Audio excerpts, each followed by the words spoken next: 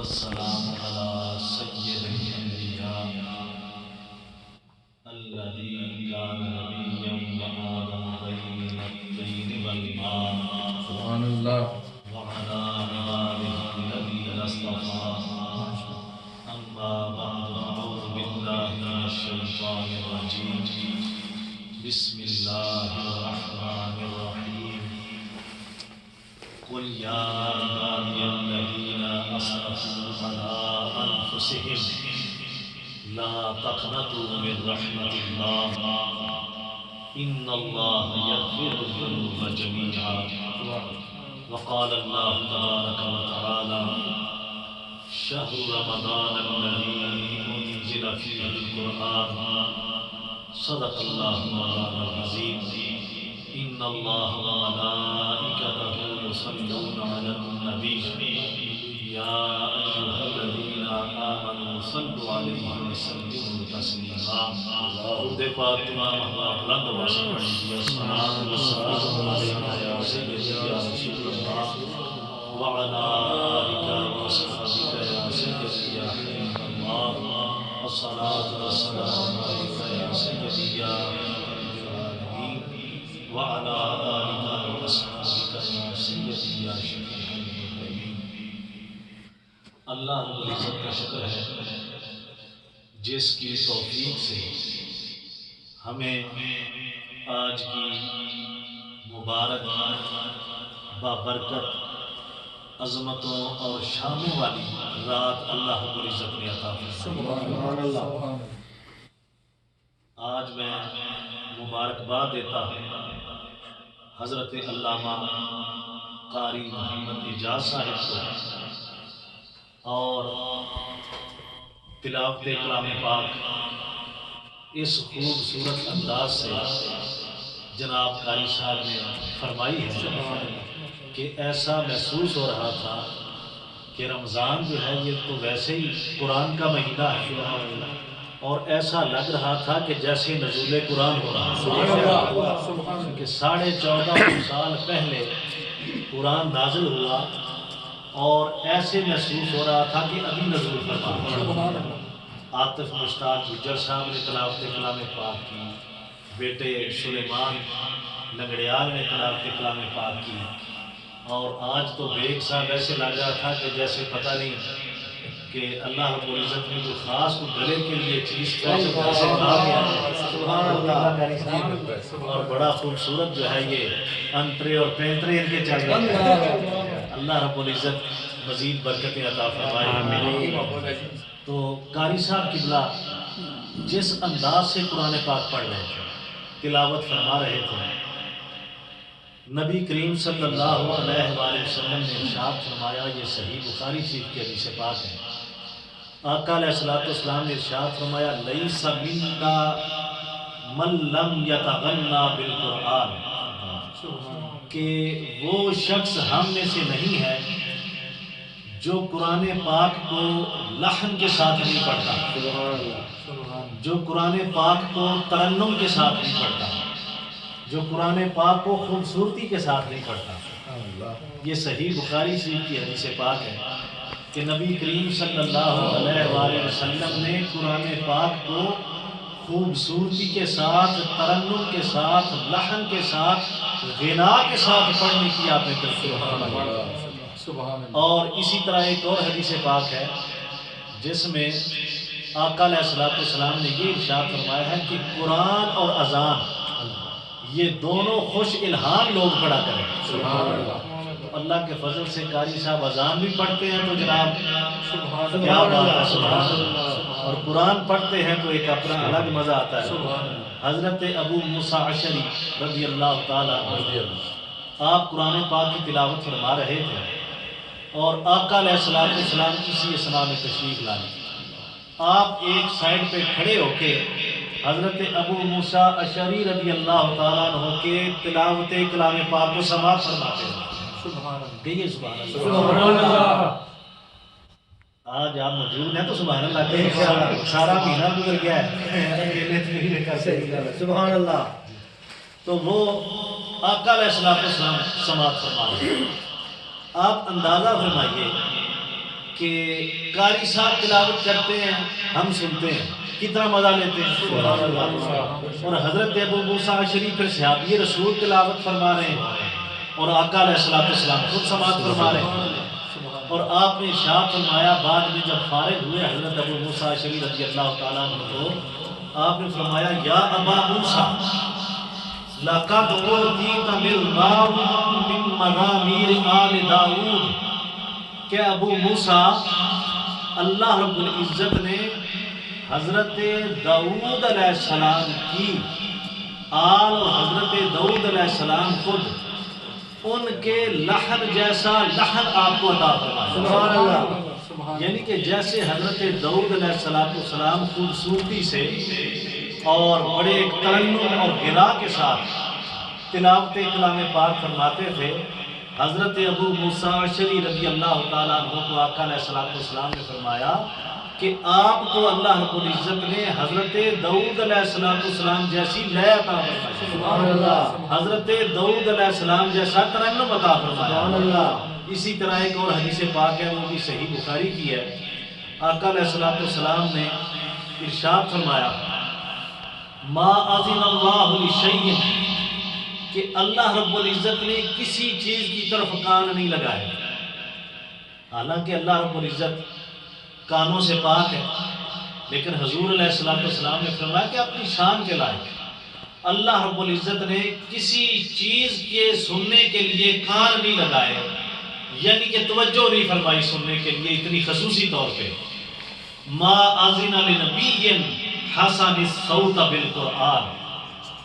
کہ جب نبی کریم صلی اللہ علیہ وآلہ وسلم قرآن پاک کی تلاوت فرماتے کہ اللہ رب العزت کسی اور چیز کو اتنی خوبصورتی کے ساتھ یا اتنی توجہ کے ساتھ نہیں سنتا تھا، حالانکہ جب نبی کریم صلی اللہ علیہ وآلہ وسلم تلاوت قرآن فرماتے تو اللہ رب العزت خود سماعت فرماتا۔ وَتَجْهَرُوا بِهِ، اور حضور علیہ السلام نے فرمایا کہ بلند آواز سے میں پڑھتا تھا، بلند آواز سے پڑھتا تھا، اور ساتھ الفاظ ہیں حسن الصوت، خوبصورت آواز کے ساتھ پڑھنا، خوبصورت آواز کے ساتھ قرآن پڑھنا اور نبی کریم صلی اللہ علیہ وآلہ وسلم کا بلند آواز سے پڑھنا، یہ اللہ رب العزت خود سماعت فرماتا۔ اور جو پہلی حدیث پاک میں نے آپ کے سامنے عرض کی ہے حضرت ابو موسیٰ اشعری رضی اللہ تعالیٰ عنہ کے حوالے سے، کہ حضور علیہ السلام نے فرمایا کہ اے ابو موسیٰ اشعری، جتنی خوبصورتی کے ساتھ، لے کے ساتھ، ترنم کے ساتھ تو قرآن پڑھتا ہے، تجھ میں حضرت داؤد علیہ السلام کی آواز کی جھلک آتی ہے، حضرت داؤد علیہ السلام کے ترنم کی جھلک آتی ہے۔ اب حضرت داؤد علیہ السلام کے جو معجزات ہیں ان میں سے دو ہی معجزات ہیں جو سب کے سامنے قابل ذکر ہیں۔ قاری صاحب تشریف لے آئے۔ حضرت داؤد علیہ السلام کے معجزات جو ہیں، دو معجزات، کتنے؟ دو۔ سب بولیے کتنے؟ دو۔ پہلا معجزہ یہ ہے کہ حضرت داؤد علیہ السلام لوہے کو ہاتھ میں پکڑتے اور لوہا آپ کے ہاتھ میں نرم ہو جاتا، یہ حضرت داؤد علیہ السلام کا معجزہ ہے۔ اور دوسرا معجزہ حضرت داؤد علیہ السلام کا یہ ہے کہ اللہ رب العزت نے آپ کو خوبصورت آواز عطا فرمائی۔ آپ نے سن رکھا ہے کہ فلاں ایسے ہے جیسے لحن داؤدی ہے، کہ حضرت داؤد علیہ السلام کی آواز ہے۔ یہ بات ذہن نشین رکھیں کہ خوبصورت آواز میں پڑھنا، ترنم کے ساتھ پڑھنا، یہ انبیاء کی سنت ہے۔ بولیے نا سبحان اللہ۔ یہ اللہ رب العزت کی عطا ہے جس کو یہ نعمت عطا فرماتے ہیں۔ اب قاری صاحب نے قرآن پڑھا، بیگ صاحب نے نعت پڑھی، اور اب یہ اللہ رب العزت کی عطا ہے جس کو خوبصورت آواز عطا فرماتے ہیں۔ اگر خوبصورت آواز اللہ نے دی ہے تو قاری صاحب نے کوئی سسی پنو تو نہیں پڑھا، بھئی اللہ کا کلام پڑھا ہے۔ اور بیگ صاحب نے کیا پڑھا ہے؟ حضور علیہ السلام کی نعت پڑھی۔ وہ فلمی گانے تو نہیں گا رہے تھے، وہ وقت گزر چکے، آپ حضور کی نعتیں پڑھتے ہیں، سمجھ آئی نا آپ؟ تو آقا علیہ السلام کی نعتیں خوبصورت آواز میں پڑھ رہے تھے۔ تو خوبصورت آواز یہ اللہ کا تحفہ ہے، اور خوبصورت آواز سے پڑھنے والوں سے تنگی اس کو ہوتی ہے جس کو اللہ نے اس نعمت سے محروم کیا۔ سبحان اللہ۔ جس کو اللہ نے اس نعمت کو نہیں دیا، اس کو محروم رکھا ہے، پھر اس کو یہ مسئلہ ہو جاتا ہے کہ مجھے چونکہ اللہ نے آواز نہیں دی، اب کوئی اور کسی اور کو اللہ نے آواز دی ہے تو وہ خوبصورت آواز میں کیوں پڑھتا ہے؟ تو میں نے یہ کہا کہ حضور علیہ السلام نے بھی حضرت ابو موسیٰ اشعری رضی اللہ تعالیٰ عنہ کو یہ فرمایا کہ تیری آواز اتنی خوبصورت ہے کہ حضرت داؤد علیہ السلام کی آواز کی جھلک، اور ترنم کے ساتھ پڑھنے کو رسول اللہ صلی اللہ علیہ وسلم نے پسند فرمایا۔ اور ہمارا الحمدللہ یہ عقیدہ اور ایمان ہے کہ جب بھی ہم گفتگو کرتے ہیں، ہمارا جو استدلال ہے، جو منبع گفتگو ہے، وہ قرآن ہے، رسول اللہ کا فرمان ہے۔ اور ہمیشہ میری عادت ہے کہ میں ہمیشہ استدلال اللہ کے کلام سے کرتا ہوں اور رسول اللہ صلی اللہ علیہ وسلم کے فرمان سے کرتا ہوں۔ سبحان اللہ۔ اور جب شعر پڑھتا ہوں تو یہ ہمارا ذوق ہے، ذوق کے ساتھ پڑھتے ہیں، اور اس لیے پڑھتے ہیں کہ رسول اللہ نے پسند فرمایا، اس لیے پڑھتے ہیں۔ وہ میاں محمد بخش صاحب کھڑی شریف والے، انہوں نے کیا فرمایا؟ کہیے نا ذرا سبحان اللہ۔ میاں صاحب فرماتے ہیں، آپ نے فرمایا سونے نال نہ پیتل رلدا،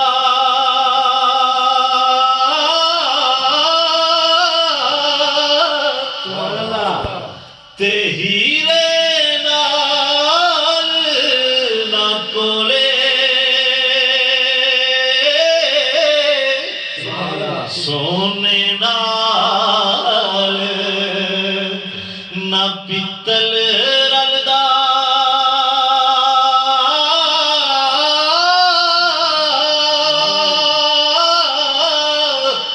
تے ہیرے نال نہ کوئلے، کاواں دی کی قدر محمد، وہ جتھے بل بل بولے، وہ کاواں دی کی قدر محمد، وہ جتھے بل بل بولے۔ اللہ رب العزت کی نعمت ہے اور اس کی عطا ہے، اور جس کو نہیں ہے اس کو اپنے نصیبوں پہ ماتم کرنا چاہیے حسد کرنے کی بجائے۔ یہ اللہ کی عطا ہے جس کو اللہ عطا کرتا ہے۔ تو قرآن پاک کی میں بات آپ کے سامنے عرض کر رہا تھا کہ چونکہ یہ نزول قرآن کا جو ہے یہ مہینہ ہے، اللہ رب العزت نے اس میں قرآن کو نازل فرمایا۔ آقا علیہ السلام نے ارشاد فرمایا، من قرأ عشرۃ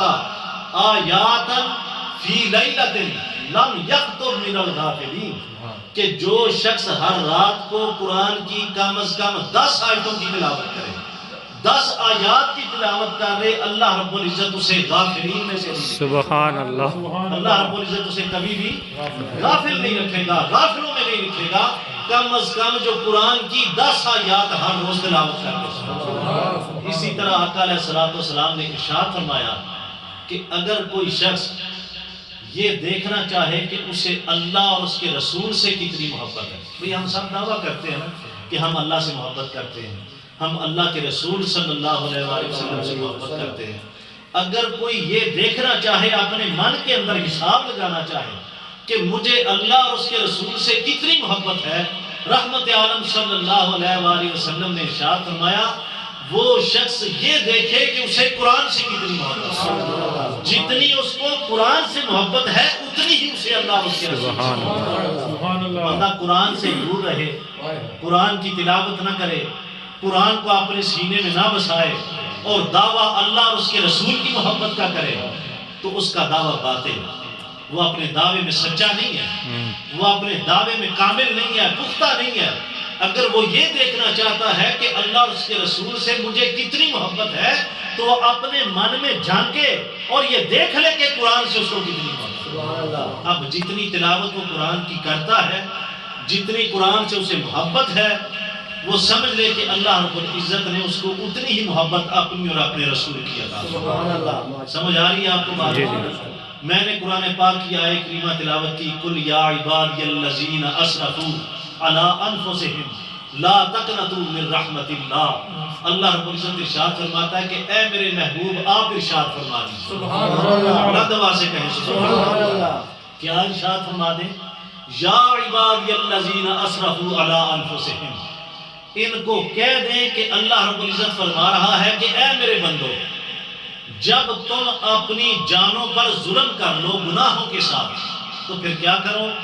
لا تقنطوا من رحمت اللہ، پھر اللہ کی رحمت سے کبھی بھی نا امید نہ ہوا کرو، اللہ کی رحمت سے مایوس نہ ہوا کرو۔ اللہ رب العزت کی رحمت جو ہے وہ ہر وقت اپنی آغوش میں لینے کے لیے تیار ہے۔ اللہ اپنی رحمت جو ہے اس کو کھولے ہوئے اللہ رب العزت ہر لمحہ تیار ہے، اس سے نا امید نہ ہوا کرو۔ شرط فقط یہ ہے کہ اللہ رب العزت کی بارگاہ میں آ کر تو دیکھو، اللہ رب العزت کی طرف رجوع کر کے تو دیکھو کہ اللہ رب العزت کیسے اپنے دامن رحمت میں ہمیں لیتا ہے، اپنے دامن رحمت میں کس طرح ہمیں سمیٹتا ہے، اور اللہ رب العزت ہمیں کس طرح معافی عطا فرماتا ہے۔ جب اللہ کی رحمت سے مایوس نہیں ہوں گے تو آگے اللہ رب العزت نے ارشاد فرمایا ان اللہ یغفر الذنوب جميعا، اللہ رب العزت کی بارگاہ میں جب آؤ گے تو اللہ رب العزت تمہارے سارے گناہوں کو معاف فرمائے۔ تو بھئی آنا تو ہم نے، اللہ رب العزت کی رحمت جو ہے وہ تو آوازیں دے رہی ہے، اور ہر رات کو نبی کریم صلی اللہ علیہ وآلہ وسلم کی حدیث پاک کے مطابق ہر رات کے پچھلے پہر اللہ رب العزت اپنی شان کے لائق آسمانی دنیا پہ نزول فرماتا ہے، اور اللہ رب العزت آوازیں دیتا ہے کہ مجھ سے معافی مانگو میں تمہیں معافی عطا کروں، مجھ سے بخشش مانگو میں تمہیں بخشش عطا کروں۔ لیکن یہ جو رات ہے لیلۃ القدر کی، اب جو صوفیاء ہیں وہ پتہ کیا فرماتے ہیں، انہوں نے اپنے حساب صوفیاء نے لگا رکھے۔ حضرت ابو الحسن خرقانی آپ فرماتے ہیں کہ جب رمضان شریف کا آغاز جمعے کے دن سے ہو، رمضان کا آغاز جمعے کے دن سے ہو، اگر پہلی رمضان جمعے کے دن آئے تو پھر یقین کامل ہے اور اس بات کا قوی امکان ہے کہ لیلۃ القدر جو ہے وہ 27ویں کی رات ہے۔ حالانکہ رسول اللہ صلی اللہ علیہ وآلہ وسلم نے فرمایا کہ اس کو رمضان شریف کے آخری عشرے میں، آخری 10 دنوں میں تاک راتوں میں تلاش کرو۔ 21ویں کی رات بھی ہو سکتی ہے، 23ویں کی بھی ہو سکتی ہے، 25ویں کی بھی ہو سکتی ہے، 27ویں کی بھی ہو سکتی ہے، اور 29ویں کی بھی ہو سکتی ہے۔ ویسے علماء کا جو جمہور علماء ہیں انہوں نے اس بات پر اتفاق کیا ہے کہ زیادہ تر چانسز جو ہیں وہ 27ویں رات کے ہیں، اور حضرت ابو الحسن خرقانی نے لکھا ہے کہ اگر رمضان جمعے سے شروع ہو تو پھر تو غالب گمان ہے کہ 27ویں کی رات ہی کہلاتی ہے۔ تو ہمارے پاس رمضان شروع ہوا تھا جمعہ شریف کے دن، جمعہ شریف وقت تو پہلی تھی رمضان المبارک کی، تو آج اس بات کا قوی امکان ہے کہ آج کی رات ہی لیلۃ القدر ہے۔ اس لیے آج کی رات میں جو میرے بہن بھائی، مائیں بہنیں، بیٹیاں گھر میں سن رہی ہیں اور سماعت فرما رہے ہیں میرے بھائی، وہ ہر روز ہم سوتے ہیں اور کام تو ہوتا کوئی نہیں، یہ جو لاک ڈاؤن کی صورتحال ہے، صبح کام پہ تو کسی نے جانا نہیں ہوتا، اور سحری کے بعد بھی ہم سو سکتے ہیں۔ اللہ رب العزت نے قرآن پاک میں ارشاد فرمایا اِنَّا أَنزَلْنَاهُ فِي لَيْلَةِ الْقَدْرِ، کہ اس قرآن کو ہم نے لیلۃ القدر میں نازل فرمایا، یعنی کہ جو بھی طاق راتیں آخری عشرے کی ہیں اس میں سے کوئی ایک طاق رات ہے جس میں اس قرآن کو نازل فرمایا۔ لیلۃ القدر خیر من الف شہر، پہلے وما ادراک ما لیلۃ القدر، اور تمہیں کیا معلوم کہ لیلۃ القدر کیا ہے۔ یہاں پہ اگر آپ کی اجازت ہو تو میں آقا علیہ الصلوۃ والسلام کے علم پاک کے حوالے سے اس آیت کریمہ سے استدلال کرتا ہوں۔ میں نے پہلے بھی شاید ایک موقع پہ یہاں پہ گفتگو کی تھی کہ قرآن پاک کا سب سے پہلا مخاطبہ جس کو اللہ رب العزت ایڈریس فرما رہا ہوتا ہے، خطاب کر رہا ہوتا ہے، وہ رسول اللہ صلی اللہ علیہ وآلہ وسلم کی ذات بات، اور باقی پھر اس میں صحابہ اکرام اور سارے ایمان والے اور قیامت تک کے لیے لوگ اور اہل ایمان جو ہے وہ شامل ہوتے ہیں۔ اب اس آیہ کریمہ میں یہ جو سورۃ القدر ہے ہم پڑھتے رہتے ہیں اکثر، اس میں اللہ رب العزت نے صیغہ خطاب کا واحد استعمال کیا ہے کہ ایک شخص کو اللہ خطاب فرما رہا ہے، ٹھیک ہے نا۔ اللہ رب العزت نے ارشاد فرمایا اِنَّا أَنزَلْنَاهُ فِي لَيْلَةِ الْقَدْرِ، اس قرآن کو ہم نے لیلۃ القدر میں نازل فرمایا، اور آگے ارشاد فرمایا وَمَا أَدْرَاكَ، کا جو ہے وہ ایک بندے کے لیے استعمال ہوتا ہے، دو کے لیے، تین کے لیے، یا جمع کا صیغہ نہیں، ایک شخص کے لیے استعمال ہوتا ہے۔ وما ادراک ما لیلۃ القدر، اور پہلا مخاطبہ حضور علیہ الصلوۃ والسلام۔ تو اب یہ ہے کہ ہم جو ترجمہ کرتے اور پڑھتے ہیں وہ یہ ہے کہ اللہ رب العزت فرما رہا ہے کہ اے نبی آپ کو کیا پتا کہ لیلۃ القدر کیا ہے، یا اے میرے نبی آپ نہیں جانتے کہ لیلۃ القدر کیا ہے۔ اب ایک طرف تو اللہ کا یہ کلام ہے کہ آپ نہیں جانتے لیلۃ القدر کیا ہے،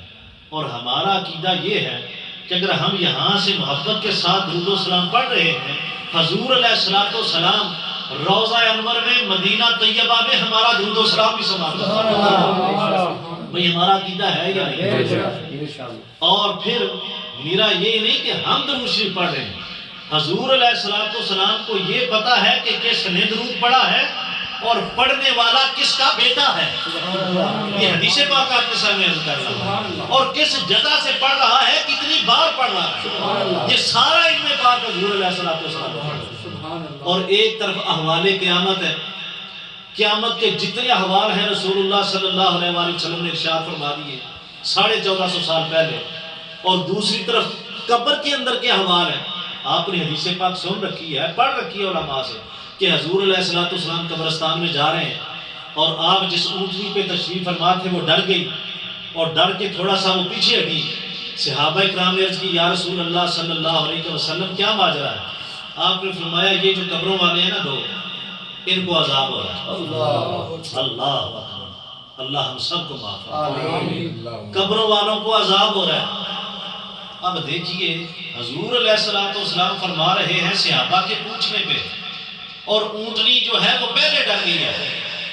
ہمارا عقیدہ اور ایمان صحیح بخاری کی حدیث پاک کے مطابق قبلہ قاری صاحب یہ ہے کہ جس اونٹنی پہ اللہ کا نبی سوار ہو، رسول اللہ کے سوار ہونے کی برکت سے اس اونٹنی کو بھی علم ہے کہ قبر کے اندر کیا ہوتا ہے، قبر کے اندر کے کیا معاملات ہیں، قبر کے اندر قبر والوں کو عذاب ہو رہا ہے، رسول اللہ کی اونٹنی جو ہے وہ دیکھ رہی ہے زمین کے اوپر اور ڈر گئی ہے۔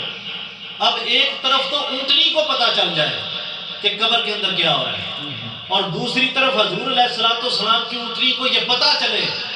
کہ ہجرت مدینہ کے وقت میں نے کس کے دروازے پہ بیٹھنا ہے، جب سارے مدینہ کے لوگ چھتوں میں حضور علیہ السلام کا انتظار کر رہے ہیں، آقا علیہ الصلوۃ والسلام نے اپنی اونٹنی کی نکیل کو چھوڑ دیا۔ آپ نے فرمایا میری اونٹنی مامور من اللہ ہے، اسے پتا ہے میں نے کہاں پہ بیٹھنا ہے۔ حضرت ابو ایوب انصاری کا گھر آتا ہے، حضور کی اونٹنی وہاں پہ بیٹھتا ہے۔ ایک طرف تو حضور کی اونٹنی کو یہ علم ہے، ایک اور حدیث پاک سنیے کہیے سبحان اللہ۔ حضور علیہ الصلوۃ والسلام کا ایک گدھا تھا، میں تو اس کو گدھا مبارک کہتا ہوں۔ حضور علیہ الصلوۃ والسلام اس گدھے مبارک پہ سواری فرماتے تھے، اس کا نام تھا یافور۔ کیا نام تھا؟ بولیے کیا نام تھا؟ یافور۔ اب حضور علیہ الصلوۃ والسلام مسجد نبوی میں تشریف رکھتے، اور جس صحابی کو حضور نے بلانا ہوتا مسجد نبوی شریف میں، آقا علیہ الصلوۃ والسلام اس گدھے مبارک جس کا نام یافور تھا اس کو کہتے کہ فلاں صحابی کو اس کے گھر سے بلا کے لاؤ۔ اب حدیث اور سیرت کی کتابوں میں لکھا ہے کہ وہ گدھا مدینہ شریف کی گلیوں میں گھومتا ہوا اسی صحابی کے دروازے پہ جاتا، اور اس دروازے پہ جا کے اپنا منہ کے ساتھ اس کو نوک کرتا، دستک دیتا، اور جب وہ صحابی باہر آ کے اس گدھے مبارک کو دیکھتا یافور کو کہ یہ حضور علیہ الصلوۃ والسلام کا گدھا مبارک ہے، اس کو پتہ چل جاتا کہ مجھے اللہ کے نبی نے یاد فرمایا۔ سمجھ آئی بات؟ بھئی ایک طرف تو حضور علیہ الصلوۃ والسلام کے علم کی بات نہیں، ان سواریوں کی بات ہے کہ جن پہ حضور نے سواری فرمائی، ان کو یہ علم ہے۔ کیونکہ لیلۃ القدر تو بڑی چھوٹی سی چیز ہے، کیا اس کا علم حضور کو نہیں ہے کہ لیلۃ القدر کب ہے؟ اور اللہ یہ فرمائے جو ترجمہ ہم پڑھتے ہیں وما ادراک ما لیلۃ القدر، کہ آپ نہیں جانتے کہ لیلۃ القدر کیا ہے، یا آپ کو کیا معلوم کہ لیلۃ القدر کیا ہے۔ اب آئیے علماء تفسیر کے پاس چلتے ہیں، خاص خال جگہوں پہ، ہر تفسیر میں یہ بات نہیں لکھی ہوئی۔ میں جو آپ کے سامنے عرض کر رہا ہوں، اللہ کے فضل سے مجھے یہ موقع نصیب ہوا ہے کہ میں نے دنیا میں مختلف ممالک کا وزٹ کیا، اور بڑے بڑے شیوخ اور علماء سے مجھے زانوِ تلمس طے کرنے کا موقع ملا۔ میں نے ان سے سیکھا، ان سے پڑھا۔ اب یہ جو بات آپ کے سامنے عرض کرنے لگا ہوں، میں نے جس ہستی سے سماعت فرمائی جنہوں نے مجھے یہ تفسیر پڑھائی، نہ اس سے پہلے میں نے کسی سے یہ تفسیر سنی اور نہ اس کے بعد آج تک میں نے کسی سے یہ تفسیر سنی۔ میں نے ان سے یہ پڑھ کے ایک دو مرتبہ کسی جگہ پہ بیان کی ہے۔ اب وہ کیا فرماتے ہیں؟ کہتے ہیں جو لفظ ماں ہے یہ دو جگہ پہ استعمال ہوتا ہے، اس کے دو معنی ہیں۔ ایک تو یہ سوالیہ طور پہ استعمال ہوتا ہے، مثال کے طور پہ عربی میں یہ کہنا ہو کہ یہ کیا ہے تو اس کو عربی میں یہ کہتے ہیں ما ھذا، کہ یہ کیا ہے، یعنی کہ ما سائن آف انٹروگیشن کے طور پہ استعمال ہوتا ہے، سوالیہ نشان کے طور پہ استعمال ہوتا ہے لفظ ما ھذا، ما اسم کا، تیرا نام کیا ہے، ما ھذا یہ کیا ہے۔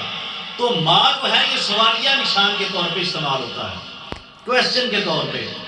اور یا پھر ما استعمال ہوتا ہے کسی چیز کی نفی کے لیے،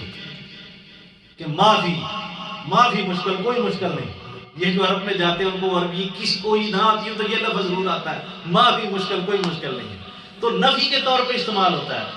تو ہر تفسیر والے نے اس کو نفی کے طور پہ ترجمہ کیا کہ وما ادراک ما لیلۃ القدر، آپ کو نہیں معلوم کہ لیلۃ القدر کیا ہے، نفی کر دی، آپ نہیں جانتے، آپ کو خبر نہیں کہ لیلۃ القدر کیا ہے۔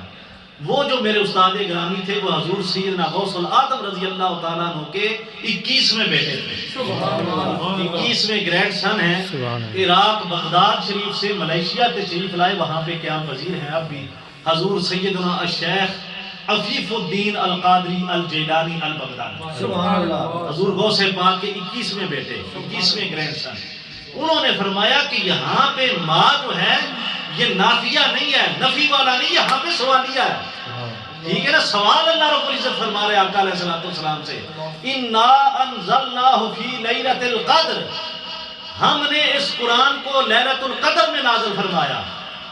اب آئے ہیں شاہ جی شعر پڑھ دے رہے، یہ تفسیر بھی اللہ کے فضل سے ہم نے بیان کیا، قرآن کا علم بھی ہم نے بیان کر دیا اللہ کے فضل سے۔ ہم ذوق کے لیے پڑھتے ہیں، دلیل قرآن و حدیث ہوتی ہے۔ 12 سال اور 30 سال ہو گئے آپ کو لوگوں کو سنتے ہوئے، یہ تفسیر جو میں بیان کر رہا ہوں کسی ماں کے لال نے بیان بھی نہیں کیا، خبر بھی نہیں ہوگی کہ یہ بھی تفسیر ہو سکتی ہے۔ تو فرمایا یہاں پہ سائن آف انٹروگیشن ہے، وما ادراک ما لیلۃ القدر، اے میرے حبیب کیا آپ نہیں جانتے کہ لیلۃ القدر کیا ہے؟ سوالیہ نشان، آپ سمجھ رہے ہیں بات؟ میں مثال دے کے پھر آگے چلتا ہوں، توجہ فرمائیں۔ اگر میں کوئی ایسا شخص جو کسی اور ملک سے آئے یا کسی دوسری اسٹیٹ سے آئے، میں اس کو کہوں کہ وہ مجھ سے یہ کہے کہ شاہ صاحب بروکلین میں بیتھ ایونیو کدھر ہے، توجہ سے بات سمجھ، جو لوگ میرے بہن بھائی بیٹیاں بیٹے سن رہے ہیں وہ بھی ذرا توجہ سے سماعت فرمائیں۔ مجھ سے کوئی سوال کرے کہ شاہ صاحب، اس نے نام سن رکھا ہو اور پتہ ہو اور اس نے وہاں پہ جانا، مجھ سے کہے کہ بیتھ ایونیو کدھر ہے، تو جو نیا شخص ہوگا میں اس کو کہوں گا کہ نہیں بھئی آپ کو نہیں پتا، ٹھیک ہے جی، آپ نہیں جانتے کہ بیتھ ایونیو کدھر ہے۔ اگر مجھے یہی سوال قاری صاحب کریں جن کا دن رات بیتھ ایونیو پہ گزرتا ہے، جن کی جلوتیں اور خلوتیں یہاں پہ گزرتی ہیں، یہ مجھے کہیں کہ شاہ صاحب آپ کو پتہ ہے کہ بیتھ ایونیو کدھر ہے، تو میں ان کو اگر یہ کہوں، دو باتیں ہیں۔ ایک تو ان کی بات کا جواب یہ ہے کہ قاری صاحب آپ نہیں جانتے کہ بیتھ ایونیو کدھر ہے، میں یہ کہتا ہوں کہ آپ نہیں جانتے، اس کا مطلب ہے آپ کو نہیں پتا۔ اگر میں اس انداز کو بدلوں اور یہ کہوں کیا آپ کو نہیں پتا کہ بیتھ ایونیو کدھر ہے، تو میرے اس انداز سے سوالیہ نشان سے پوچھنے کا مطلب یہ ہے کہ قاری صاحب آپ تو پہلے ہی جانتے ہیں، آپ کو نہیں پتا کہ بیتھ ایونیو کدھر ہے۔ سبحان اللہ، اللہ رب العزت نے فرمایا وما ادراک ما لیلۃ القدر، اے میرے نبی کیا آپ کو نہیں پتا کہ لیلۃ القدر کیا ہے؟ کہ آپ تو پہلے سے ہی جانتے ہیں، اب جن کو نہیں پتا انہیں بتاتا ہوں لیلۃ القدر خیر کہ لیلۃ القدر 1000 مہینوں سے بہتر ہے، سبحان اللہ، 1000 مہینوں سے افضل ہے۔ سبحان اللہ، نعرہ تکبیر، اللہ اکبر، نعرہ رسالت یا رسول اللہ، نعرہ حیدری، یا علی۔ میرے نبی دی زبان ساڈے واسطے قرآن، اسی قرآن پڑھ لیں ذرا بلند آواز میں کہہ دیو، میرے نبی دی زبان ساڈے واسطے قرآن ساڈے نبی دی زبان ساڈے واسطے قرآن ساڈے نبی دی زبان ساڈے واسطے قرآن کسے ہور دا بیان چنگا لگدا ہی نہیں کسے ہور دا بیان چنگا لگدا ہی وما ينطق عن الهوى ان هو الا وحي يوحى ساڈے نبی دی زبان ساڈے واسطے پڑھو پڑھو ساڈے نبی دی زبان ساڈے واسطے ساڈے نبی دی زبان ساڈے واسطے قرآن کسے ہور دا بیان چنگا لگدا ہی نہیں اور کسے ہور دا بیان چنگا لگدا ہی نہیں کسے ہور دا بیان چنگا لگدا ہی نہیں اگر آپ جتنے بھی احباب بیٹھے ہیں ایک دفعہ بلند آواز سے سبحان اللہ کہیں تو میں اس آیت کی ایک اور تفسیر آپ کو دلیل کے طور پر اب دیکھیے اسی طرح سیم اللہ رب العزت کا انداز مخاطبہ ہے انداز تکلم اسی طرح اللہ رب العزت نے دوسری جگہ پر ارشاد فرمایا القاریۃ ملقاریہ کھڑکھڑانے والی ملقاریہ کھڑکھڑانے والی کیا ہے وما ادراک ملقاریہ پھر وما اور ادراکا سنگل کے لیے خطاب فرمایا اور یہاں پہ بھی حضور علیہ السلام کو مخاطبہ ہے اللہ رب العزت نے فرمایا میرا سونا آپ نہیں جانتے کہ کھٹکھڑانے والی کیا ہے آپ نہیں جانتے کہ قیامت کیا ہے اے میرا سونا آپ تو پہلے ہی جانتے ہیں اب جو نہیں جانتا وہ سن لے آگے کیا قاری صاحب القاریۃ ملقاریہ وما ادراک ملقاریہ یوم یکون الناس کالفراش المبثوث جو نہیں جانتا